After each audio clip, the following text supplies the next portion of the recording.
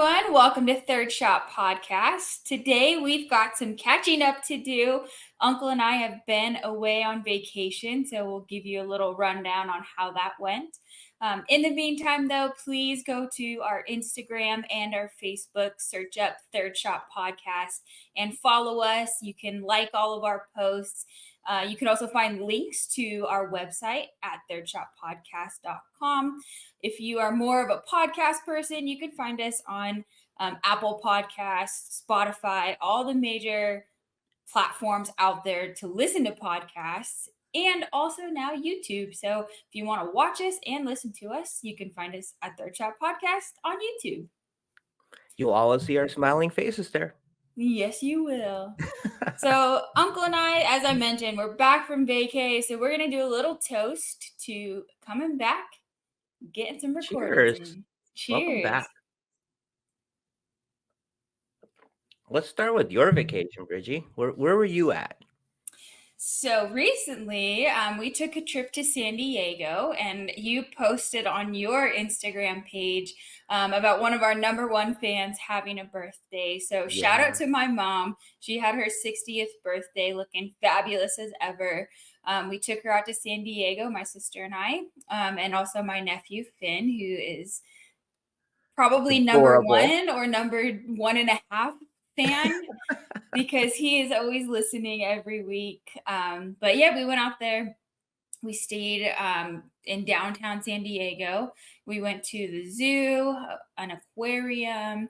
They have a little boardwalk down there, which totally reminded us of Santa Cruz. Yeah. Just a smaller version, but it was so fun. And Finn learned how to body surf. Oh, My mom went out wow. into the ocean and taught him how to body surf, which was really fun to see. Did he He love it? found he did, yeah, and it was really cool because the next time we went to the beach, there was another like older, like teenage boy out there body surfing on a boogie board. Hmm. I guess that's boogie boarding, and he saw Finn was learning, and I guess he was leaving or maybe just there visiting, but he gave his boogie board to Finn Oh, and was like, nice. "You can use this. I'm done using it." And so So now he got Finn the has boogie his board boogie also. board. Did he like body surfing or boogie boarding better? I think he liked boogie boarding just because it keeps him out of the water a little Yeah. bit more. Yeah. Because he's got the board to float on, but he was just loving it. And he kept saying on the trip, "I love California."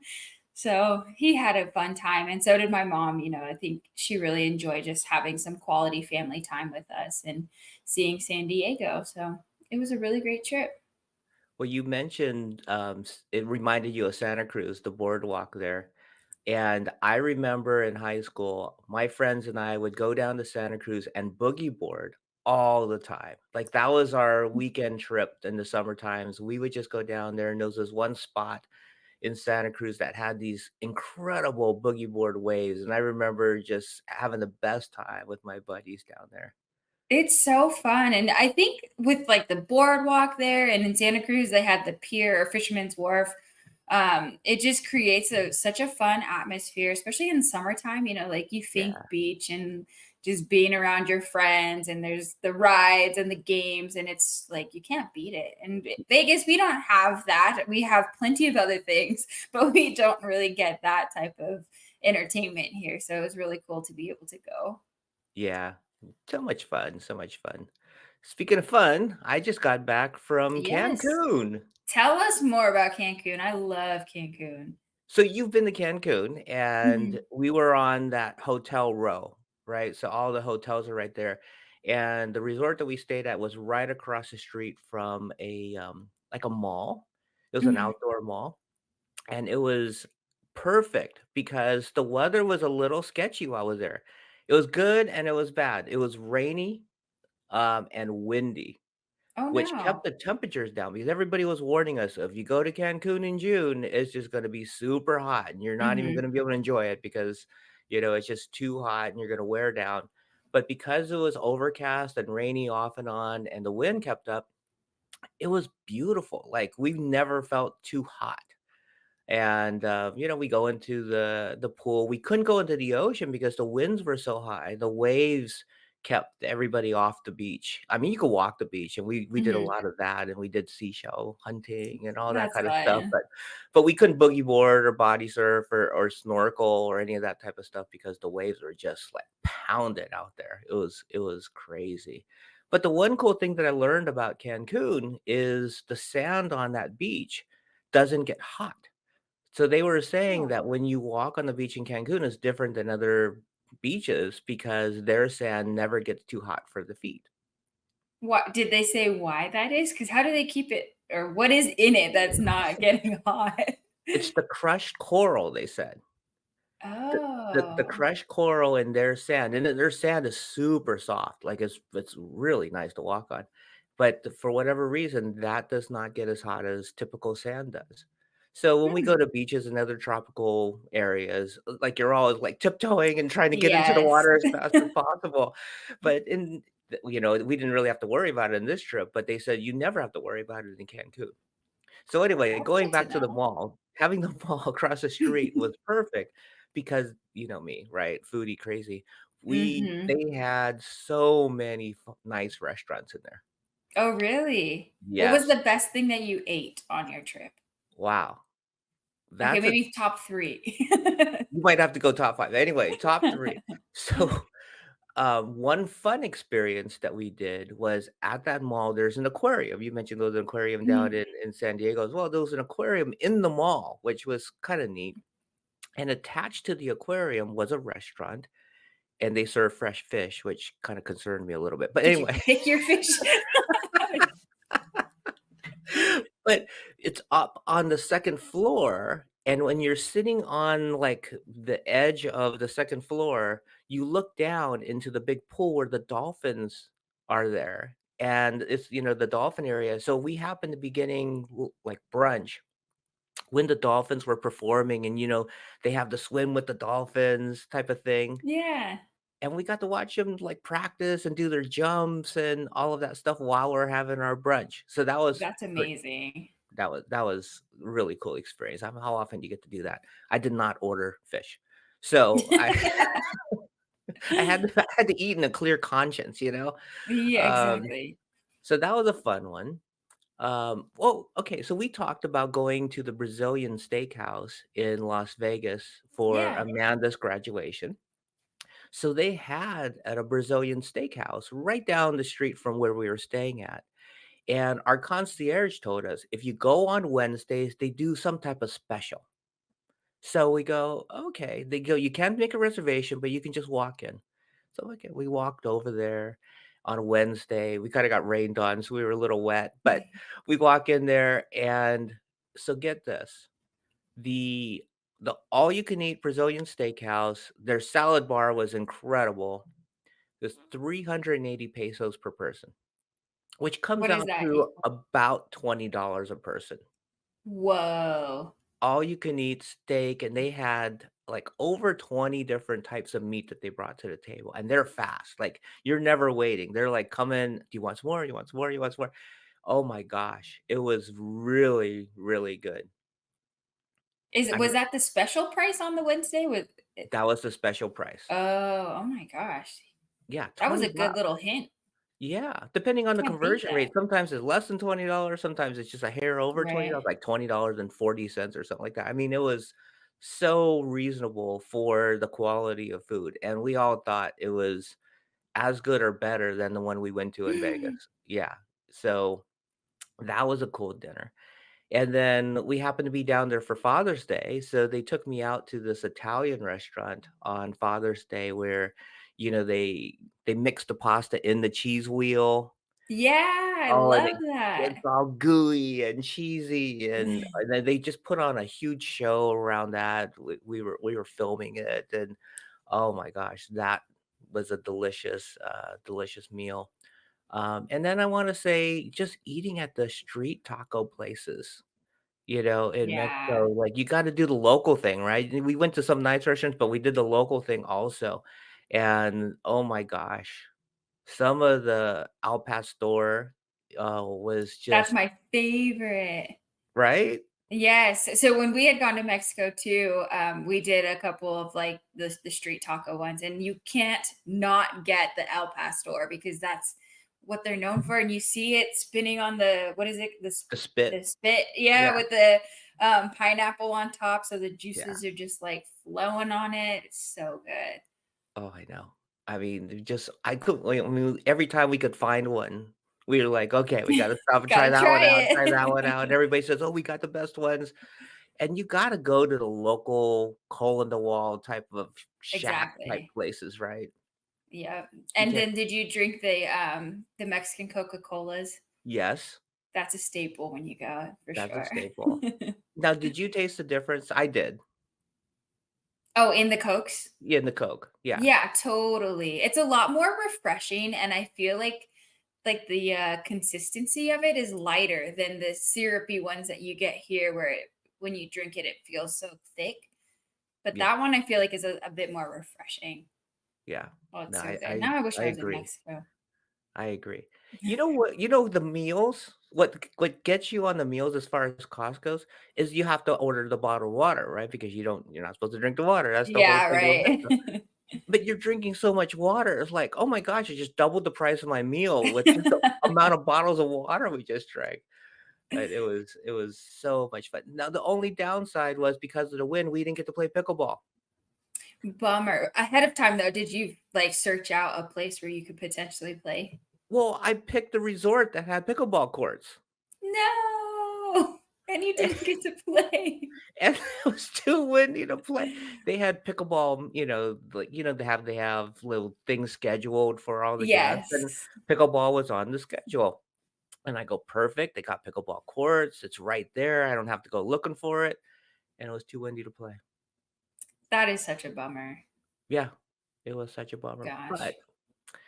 it was even a double bummer because the guest that we have on today, Josh Kim, he's the owner of Spartus, and he purposely got me a paddle to try out the Apollo that's right behind me for all the people watching on YouTube right now, so that I could practice with it, take it, on the trip. He made sure that I got it before I went on the trip so I could take it on the trip, and then I couldn't use it. And I'm like, "Oh," but I did play a lot before I went on the vacation, and since I came back from the vacation, in fact, I played it in a tournament, the other day as well too. So I have a lot to share with Josh when he comes onto the show. But before we bring him on, please take this opportunity to follow us on all of our social media platforms. As Bridgie said earlier, we are on Facebook and Instagram at Third Shot Podcast. Go to our website, which is thirdshotpodcast.com. X, Third Shot Pod, and follow us on all of the podcast platforms. Please give us those 5 stars. It does help us a lot, and we appreciate all your support. So, on that note, let's bring on Josh. Hey, Josh, welcome to the show. We're so excited to have you. Hey, thanks for having me. I'm really excited to be here myself. And before we jump into our questions, we are going to do a quick little toast to your company as you are the founder of Spartus. So, cheers to Spartus and the Apollo, which we're going to hear more about very soon. Thank you. Cheers. Well, I went sober Cheers. last year, so this is a non-alcoholic drink. Congratulations on that. Thank you. Yummy. Gotta give a quick plug for Zevio.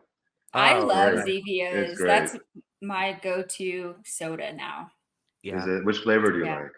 I like the ginger ale one. The green That's this can. one. Yep. Oh, this is Oh, not the ginger. ginger Oh, beer. ginger That root one's beer. also really Oh, good too. okay. Yeah. I gotta try that one out too. Those are my two Yeah. favorite as well. Okay. Really? Yeah. That's Yeah. Nice. great. We have good taste. Yeah. Absolutely. So, Josh, tell us how you got introduced to pickleball. We like to kind of see where everyone's coming from. What was your first look? Who introduced you? Where did you get started? Yeah, sure. It's a funny story actually because I had never in my life would have imagined that I'll be in pickleball. I never even heard of it growing up, and much less any type of sports equipment. But back in 2020, one of my friends, a couple of my friends rather, were texting me a lot about pickleball. They had started playing because it's sort of before like it sort of popped up. But in San Francisco, there were like niches of people playing. Greg, I know you've been playing for a while too, and Yeah. I was really busy at the time on in tech. As you know, everyone in San Francisco is working in tech. I was working in a really small startup. Hours were pretty brutal, so I didn't have really time to socialize as that much. So I'll get these texts from my friend and be like, I'll just put it to the back of my mind. But things. Long story short, I in 2022, I finally exited from tech. I had sold a company with my buddy back in 2019, then scaled another one out. And after 4 or 5 years of doing that, I thought it was time for a break. And I had a lot of time on my hands. And finally, my friend, the same one that's been texting me this whole time about playing pickleball, got me in by saying, let's go play tennis. And I had grown up playing tennis. I'm like, oh, yeah, hell yeah, let's go play tennis. I haven't played in a long time. And then we go play tennis, and in the middle of our session, during break time, she's like, "Let's go play pickleball," right? And I'm like, she's like, "You gotta try it. You just trust me. You gotta try it." And I was like, you know what? You've been saying this for since 2020 or 2021. Let's give it a shot. So those next maybe 1 or 2 weeks later, we went out to Golden Gate Park, where they have these tennis court or not tennis pickleball courts or like permanent pickleball courts, and she plays with these like a set group of friends that she's always played with, and she brought me along. And I'm gonna, the first time I saw it, we're walking through the tennis courts, and the pickleball courts are in the way back, right? I'm walking through the courts, and I'm looking at it and going, "This looks so stupid. I'm not gonna like it." That was my first thought. I kid you not. And I'm just like, oh, you know what? I'm here. I'm gonna try it out. As soon as I got on the course, my mind changed immediately. It was completely 180 degrees. Like I could tell right away, why my friend was so into pickleball. First things first is, being a tennis player. Granted, I'm not that good of a tennis player for all y'all watching. I am just a tennis player.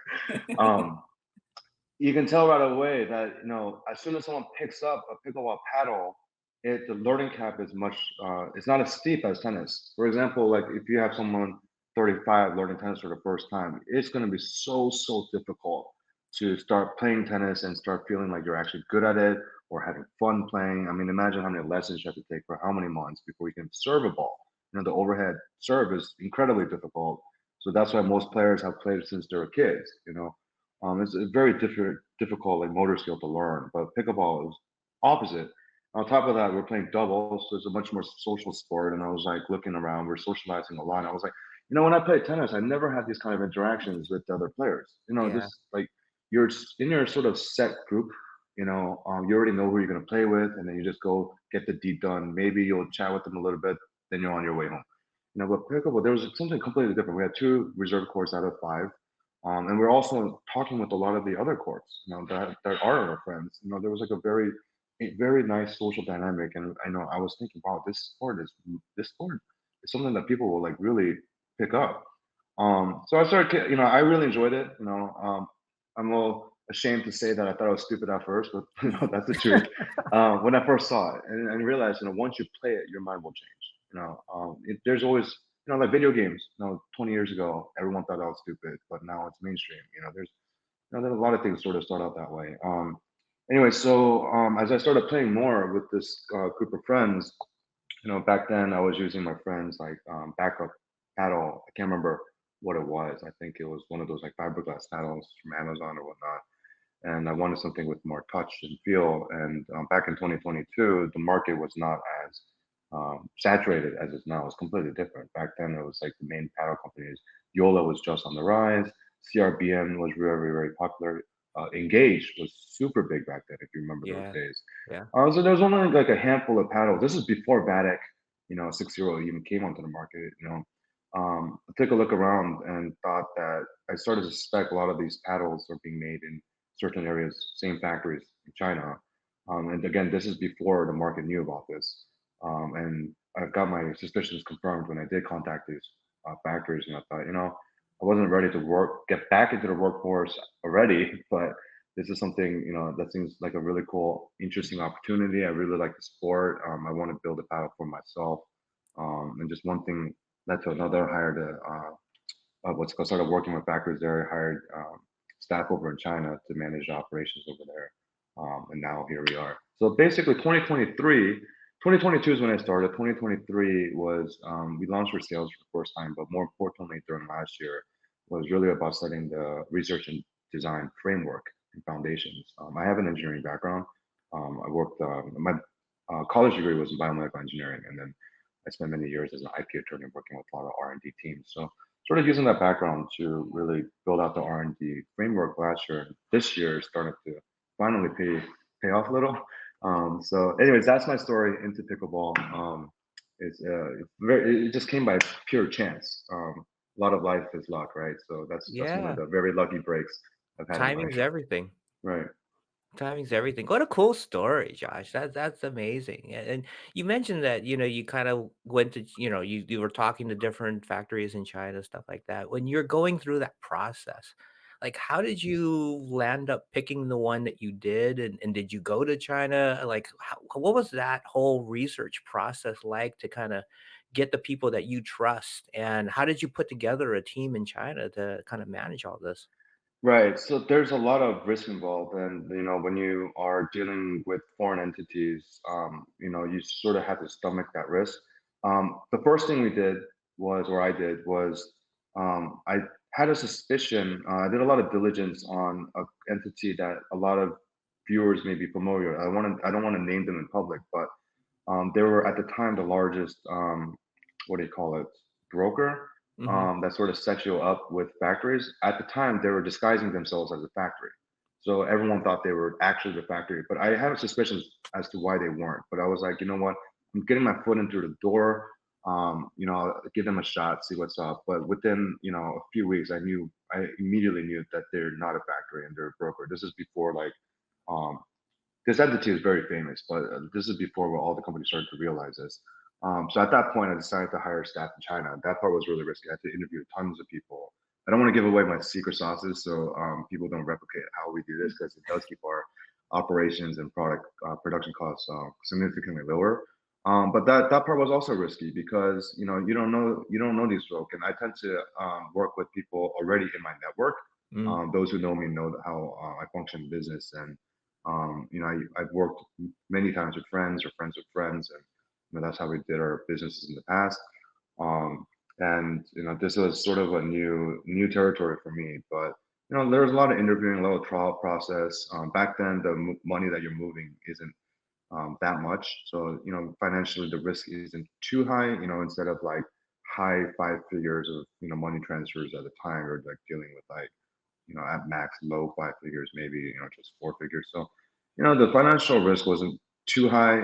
If things totally went bust, it would not be pleasant, but something that, you could survive dealing with.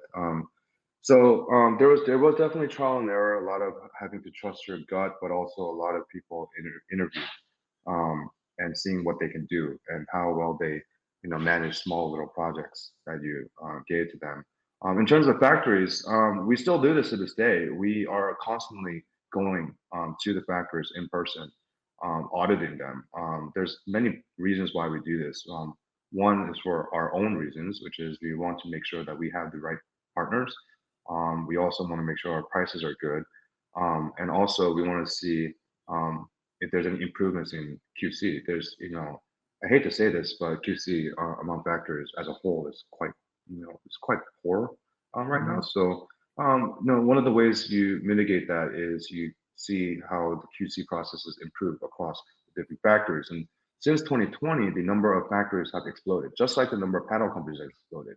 So back then, there were literally only a handful. Now there's dozens and dozens and dozens of factories. So the number of factors we have to audit has increased significantly. And the second reason we do that is we do want to keep tabs on sort of the developments going on in the industry, and we do that by going in foot and just see with our own eyes.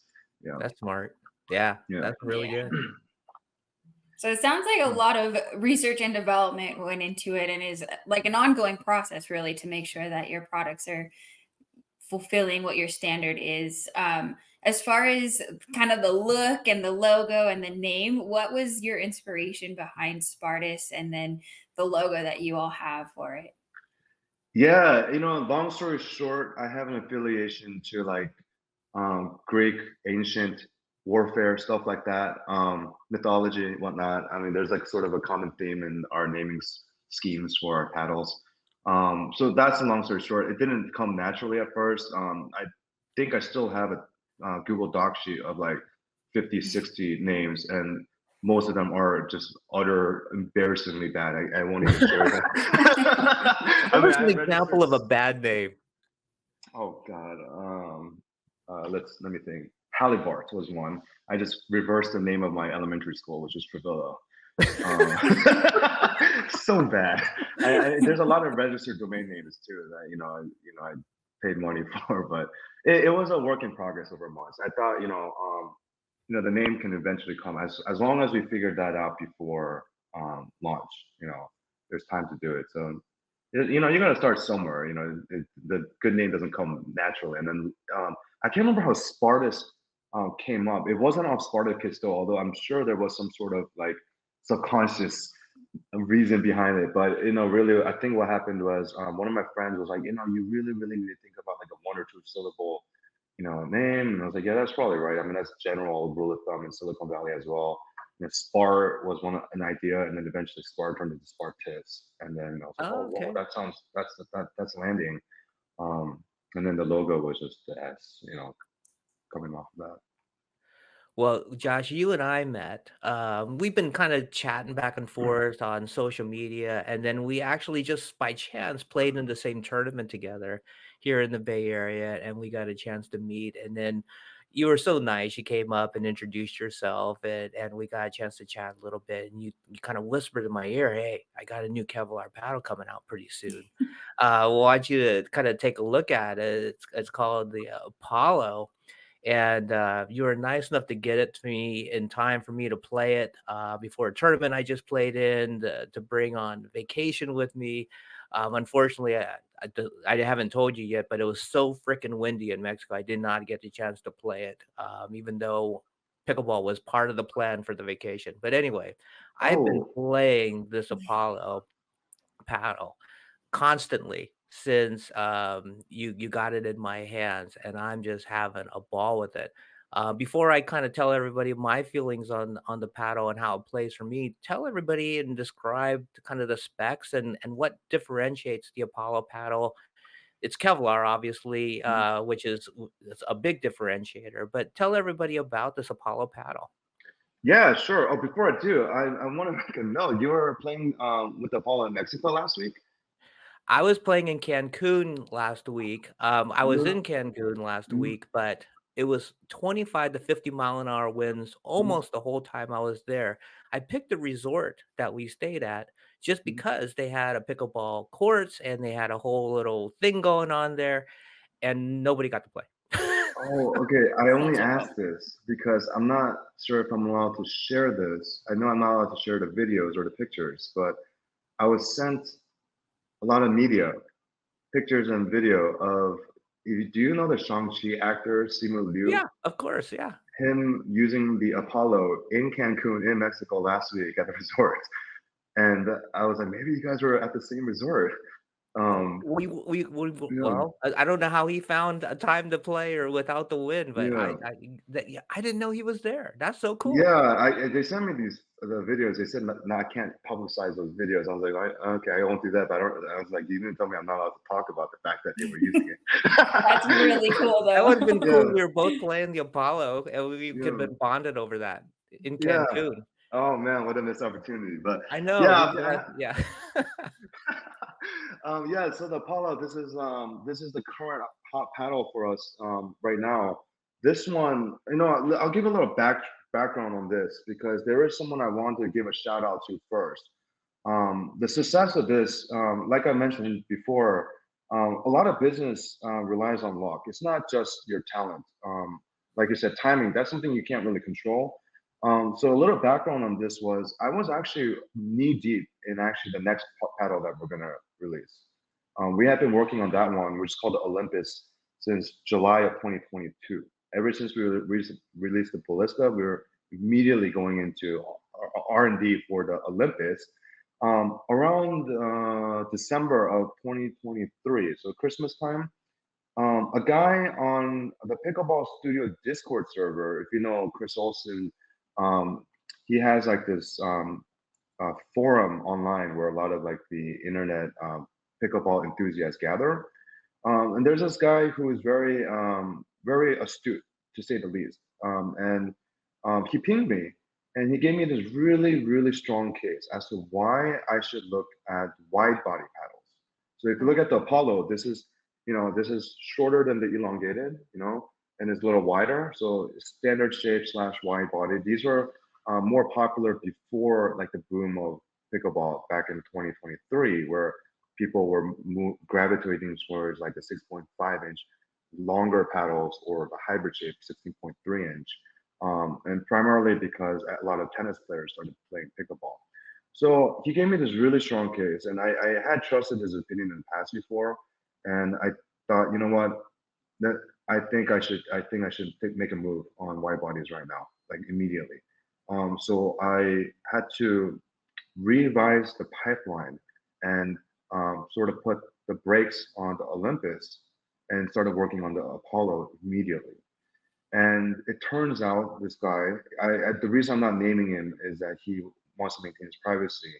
Um, it turns out he was right. And the market is ready again for wide bodies. And you can see this now during the summer where you have wide bodies popping up left and right. Um, so the main focus of the Apollo was a couple things. You want to keep the swing weight as low as possible, and the difference between swing weight and static weight. The static weight is if you hold the paddle in your hand, like how heavy does it feel? But that doesn't necessarily mean how fast it swings, right? You can technically have like a very heavy paddle but swing super fast, right? So swing weight is a better metric, in my view, as to how fast you can swing the paddle or how it feels in your hand while you're actually playing. Static weight is just how heavy it is. It's not the best metric to use as to how it's going to actually play in your hand. So the main goals of this was to reduce the swing weight as low as possible, so you have a really fast paddle, and then make a massive twist weight, which it's a pretty good proxy measurement for the sweet spot. So how forgiving the paddle is, and then finally having as much spin as possible under the current USAP regulations, which I can go on and on about with all the USAP drama in the news right now. But it took a long time to build this because we had to, molds are very expensive to build and it's very time consuming. When you go through the hot molding process, what people call thermoforming, basically you need to put it into these metal molds so that you can apply the heat and pressure to the paddle so that you can, shrink, you can stiffen up any carbon fiber parts within the paddle. So it takes a long time. It takes a lot of money to build all those molds out. I think we went through 70 plus versions of Apollo, Wow, different shapes, that's a different lot. material. Yeah, it was a lot. There's a lot of R&D costs behind the Apollo, but finally got it into the shape it is now. And the market was very ready for it. When we first announced it, it created a lot of buzz. And I think we don't know each other too well, but I think you know me well enough. I'm not a marketer or salesperson at all. Like even at that tournament, I was not pushing my paddles to a single person. I'm not that kind of person. So I think it was really the buzz around the Apollo was because of the specs of it itself. People were very um, anticipating, the specs of it because it was very good at the time when we announced it. It was probably um, the best combination of specs possible. One of the lowest swim weights in the market, highest twist weight, with massive swims. Some people rated number one, um, and and then also it has the Kevlar. The Kevlar part has a different feel than carbon fiber. I'm not going to sit here and say that it's a revolutionary material. However, it does give a different feel, a little plusher for some Kevlar. Sometimes it can be a little stiffer depending on the modulus of Kevlar you use. So it's just a very different, not very, it's a different feel than carbon fiber for sure. It does, a lot of people think it has a more premium appearance to it. I sort of agree with that. And also the price point of this is, as Chris Olsen recently said in his review, it's just crazy. It's only $117 with the third shot discount code, which will give you 10% off the normal price of $130. So for all y'all watching, make sure to use Third Shot Podcast discount code Third Shot. Thank you for doing that for our audience. And I gotta just jump in and share because you mentioned like how fast it is. And Mhm. that's the one the biggest thing that jumped out when I started playing the Apollo, like, everybody that plays with me goes, "What are you on, Greg? Like, how did you get so much faster?" Right? I mean, like, people would think the ball was gonna get past me, and then would return it, and they were like flat-footed because they were in shock that I could actually return some of these shots that they were hitting at me so fast. Um, for whatever reason, and I think it's because of the swing weight is so perfect for my game. Like, I was just returning balls very aggressively that people thought were already past me. And, I mean, the swing weight, just the speed of my hands with the Apollo, and it spins. Like, there was a number of times that people didn't even return my serve because they thought it was gonna go out, and it spun down and hit, like, the last foot or hit the baseline, and people are going, "Oh my gosh, I didn't think there was any way that ball was gonna fall in." But it would, yeah, I could spin it and it would drop in, and there was a number of times over the past, since I've had the paddle now, that people just didn't even swing at it. Wow. And I yeah, mean, I like to think that's your skill. no. Partially. Maybe it's a combination. I'll take a little bit of credit, but I think, these are people that have played with me and I've, played a lot of different paddles because of this show. I played a lot of different paddles and they played with me at different paddles. And for whatever reason, when I picked up the Apollo and I started serving with this baby, uh, they were having a tough time reading that whether it was getting in or not. Yeah, glad to hear that. It was, I mean, that's part of what we were designing the paddle for. So really, really glad to hear that. And the wide body okay, the only thing that I had to adjust is because it is shorter and the most recent paddles I've been playing are a little longer. I did have to adjust, for that. But what I loved about the wide body was that the sweet spot side to side is big. Hmm. Like, you don't feel mishits when you're a little off side to side. I tried to clean up the paddle behind me a little bit because I've been playing it so much, which actually I have a question for you, but, um, because if you look at my wear pattern on it, it's a lot of side to side, and I'm kinda close to the rims on left to right, but I don't feel like those are mishits in any way. So Gotcha, I gotcha. I think you got something really good with the wide body and just the whole design of this paddle. My question for you though is because I have been playing it so much, I get my paddle super dirty. Mhm. Like, how do you recommend cleaning a Kevlar paddle versus, a carbon fiber paddle? Gotcha. This is actually one of the number one asked questions from our customers. So it's Okay. in our FAQ. So I'll give a little history because this question, there's a lot of, I wouldn't say controversy behind it, but when 6-0 first came out with the Ruby, for whatever reason, there was a few in their bad. I'm sure it was a minority, way minority, where some of the Kevlar tufts somehow came up through the resin. Mm, So there was a little worry in the market at the time that paddle erasers will like be pulling up Kevlar tufts. I think that was just, and I think 6-0 already addressed this themselves that it was a very minor case with like the first batch or something. But to understand the science, or I guess the material science behind this, when you build a paddle, whether it's Kevlar or carbon fiber, no matter what the material is, what you're doing is you're putting a resin layer on top. So that's actually what the grid is, and you're using this thing called peel ply, which is like a cloth, and you put the resin on, and it cures, and you remove the resin, the peel ply, the cloth that is, and then it leaves behind the resin in a pattern.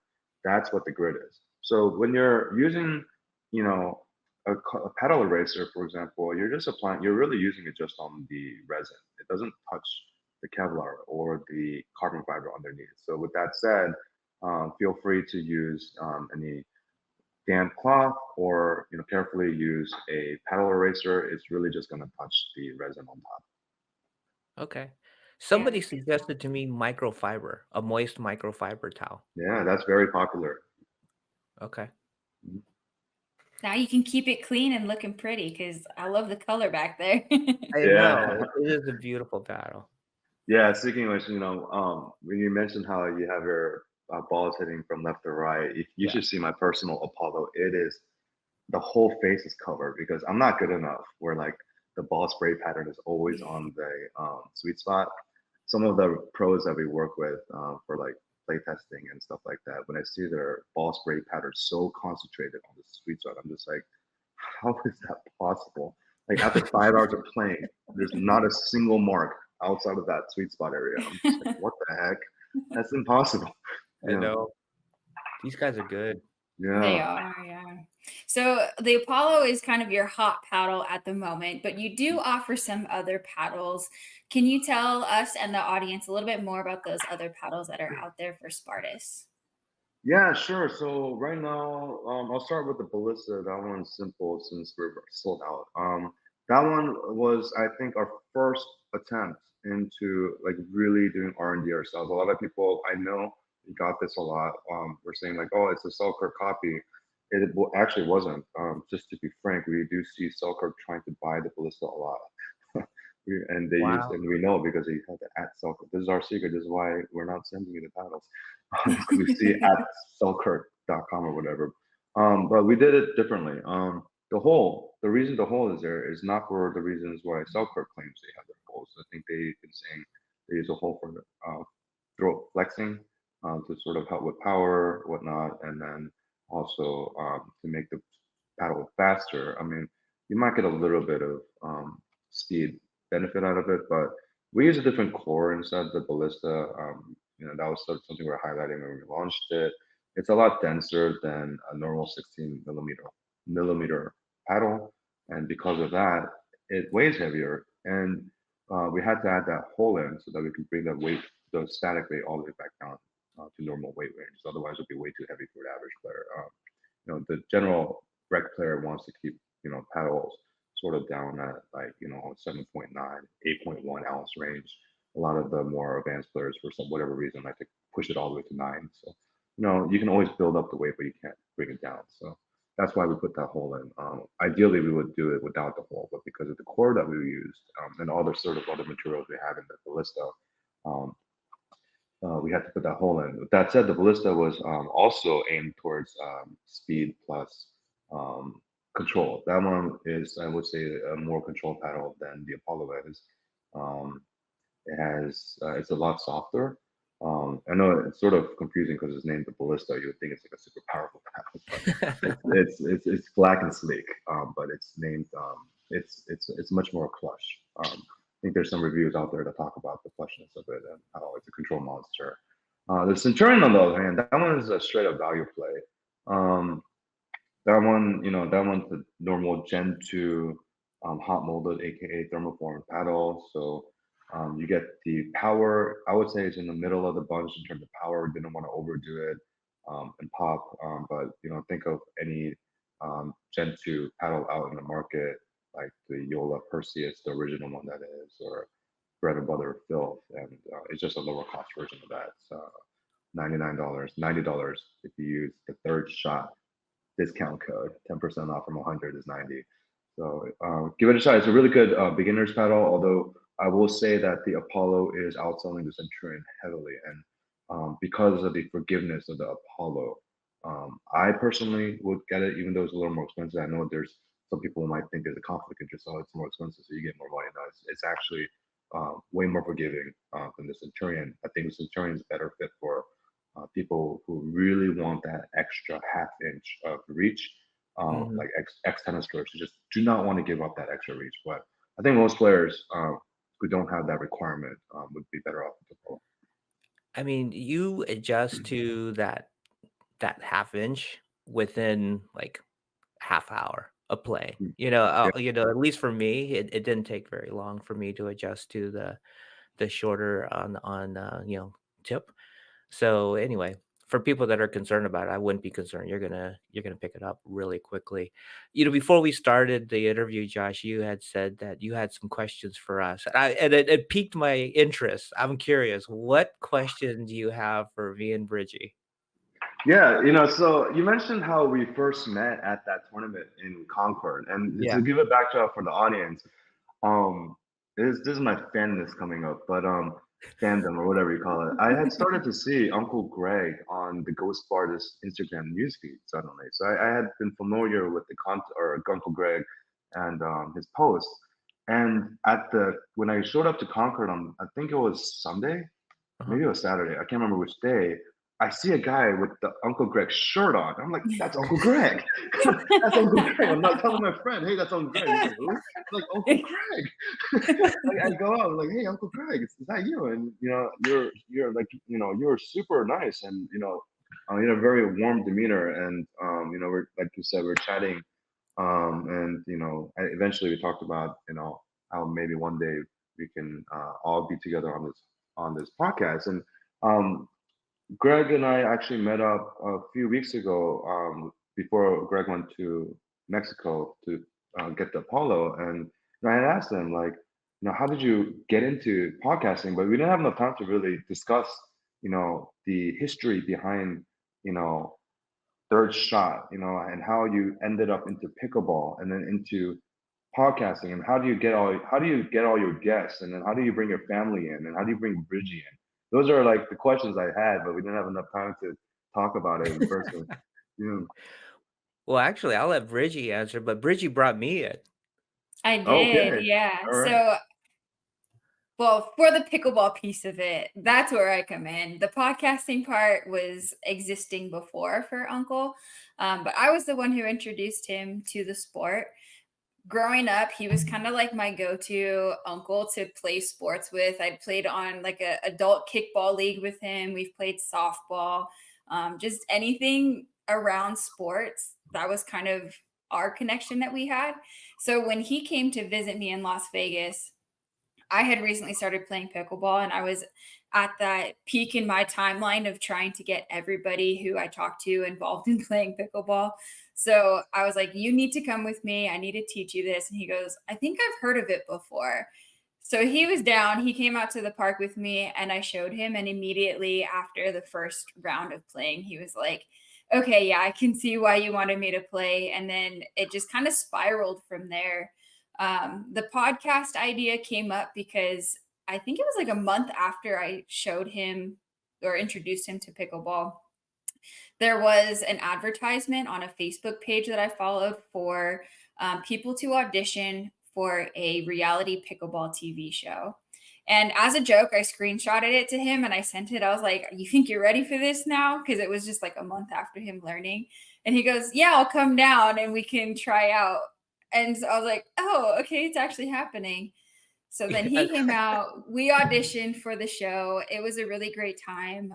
We were selected to be on it, but nothing really came of the show aside from our podcast. So that's Yeah. how That's the podcast got started. that's one of the most amazing stories.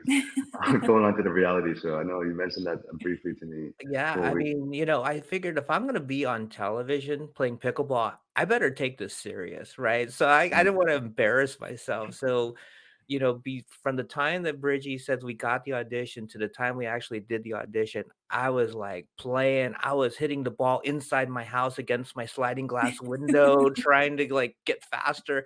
Like I was working hard. I was figuring out what paddle I wanted to use, and at the time, it was really cool because a lot of different paddle companies were interested in getting their paddle on the show with us. So they were sending us different samples, and it really got us introduced to the variety of equipment that was out there.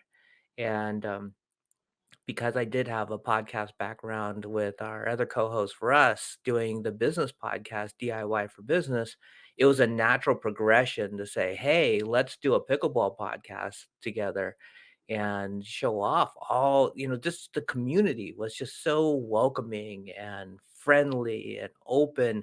You just fall in love with it so quickly. And I thought it would just be natural to get an opportunity to talk to people like yourself in the pickleball community and kind of just share what's going on out there. Gotcha. So, Bridget, how did you end up starting to play pickleball? So it was just by chance. I was on a bike ride near my parents' house because it was during 2020. So a lot of it was just closed down, and I was doing a bike fundraiser. And I was on the bike at the park, and they had just finished putting in brand new pickleball courts, a pickleball complex in Vegas. If you're ever out here, Sunset Park is the way to go. It's like 23 courts, just open to the public.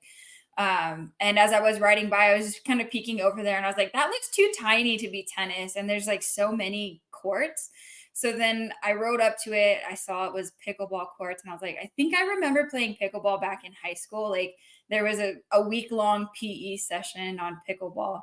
So then I was like, well, they're brand new courts. And that night I called my mom and my sister, and I was like, we're going to Walmart, and we bought like these wooden paddles, and I sent them YouTube videos on like the basics of pickleball and how to play.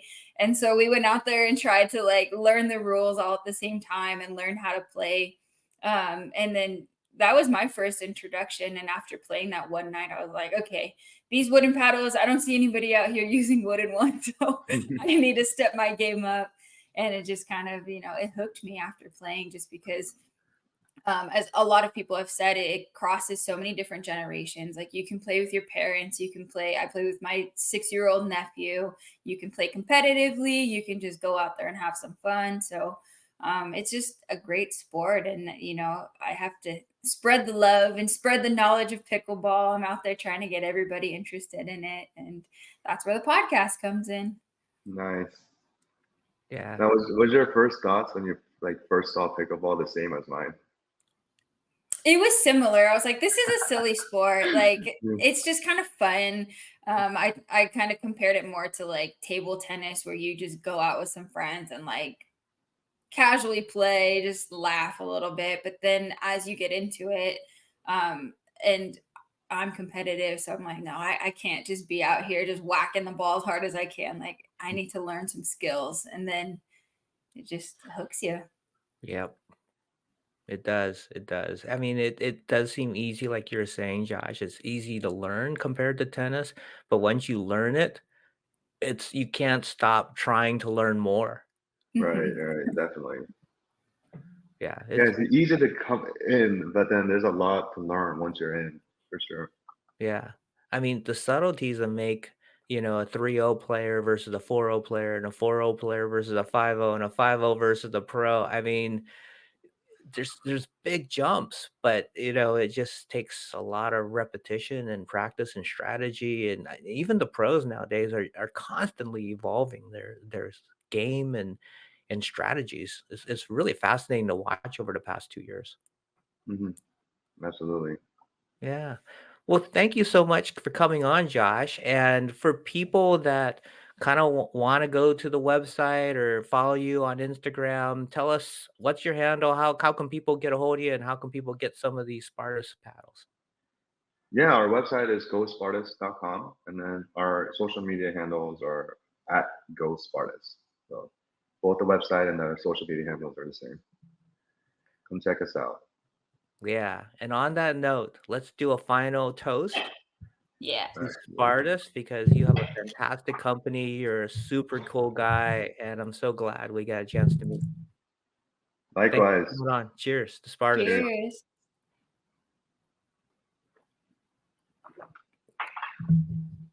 Thanks again for coming on, Josh. And for all of you listening and watching, thank you for joining us. Where Bridgie and I will continue to share our pickleball journey. Special thanks to Josh for joining us today. Please go check out Spartus on Instagram. Again, it's Go Spartus, and their website, which is www.gospartus.com. Use the third shot, spelled out THIRDSHOT, as the discount code, and you will receive 10% off.